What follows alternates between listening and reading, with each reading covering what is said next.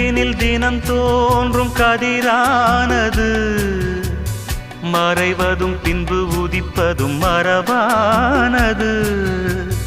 கடல்களில் உருவாகும் அலையானது விழுவதும் பின்பு எழுவதும் இயல்பானது.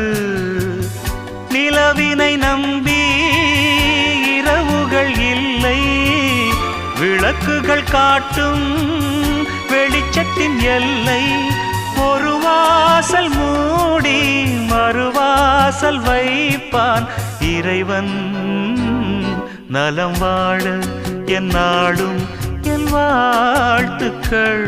தமிழ் கூறும் பல்லாண்டு என் வார்த்தைகள். இளவேனில் உன் வாசல் வந்தாடும், இளந்தென்றல் உன் மீது பண்பா